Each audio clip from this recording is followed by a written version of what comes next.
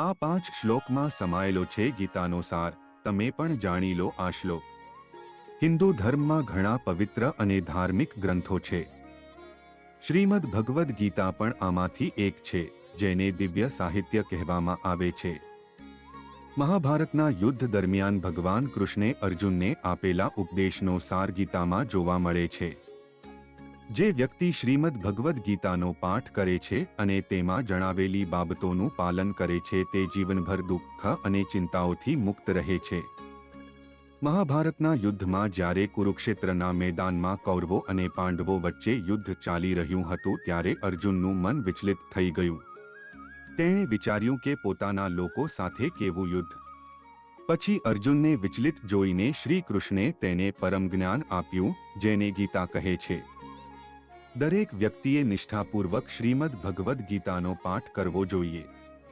ગીતાના બીજા અધ્યાયમાં વર્ણવેલા આ 5 શ્લોકોમાં શ્રી કૃષ્ણ દ્વારા અર્જુનને આપવામાં આવેલ અંતિમ જ્ઞાનનો સમાવેશ કરવામાં આવ્યો છે. આ 5 શ્લોકમાં સમાયેલી છે સંપૂર્ણ ભગવદ્ ગીતા. વાસંસી જીર્ણની યથા વિહાય, નાવની ગૃહણાતી નોરોપાણી, તથા શરીરાણી વિહાય જીર્ણ્યા, જ્ઞાની સંયતિ નાવની દેહી. અર્થ, જેમ માણસ જૂના વસ્ત્રો ત્યજીને નવા પહેરે છે, તેવી જ રીતે આત્મા પણ જૂના અને નકામા શરીરનો ત્યાગ કરીને નવું શરીર ધારણ કરે છે. નૈનમ હિંદંતી શાસ્ત્રાણી નૈનમ ધતી પાવક, ન ચૈનમ ક્લેદયંત્યપો ન શોષયતી મારુત.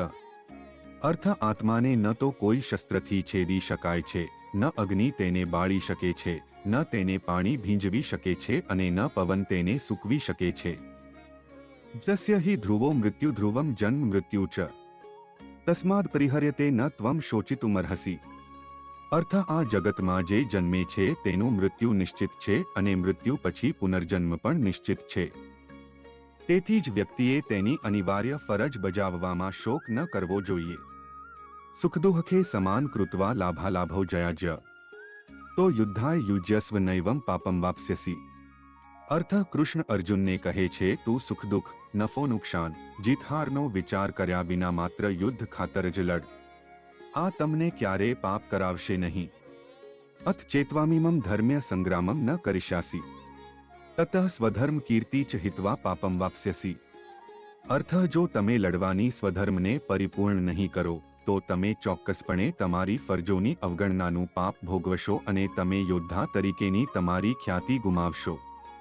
હિન્દુ ધર્મમાં ઘણા પવિત્ર અને ધાર્મિક ગ્રંથો છે. શ્રીમદ ભગવદ્ ગીતા પણ આમાંથી એક છે, જેને દિવ્ય સાહિત્ય કહેવામાં આવે છે. મહાભારતના યુદ્ધ દરમિયાન ભગવાન કૃષ્ણે અર્જુનને આપેલા ઉપદેશનો સાર ગીતામાં જોવા મળે છે. તો મિત્રો, તમને આ વિડિયો કેવો લાગ્યો જરૂરથી કમેન્ટ કરજો. જો સારો લાગ્યો હોય તો વિડિયોને લાઇક અને શેર કરજો અને અમારી ચેનલને સબસ્ક્રાઇબ કરજો. વિડિયો અંત સુધી જોવા બદલ ખૂબ ખૂબ આભાર. જય શ્રી કૃષ્ણ. રાધે રાધે.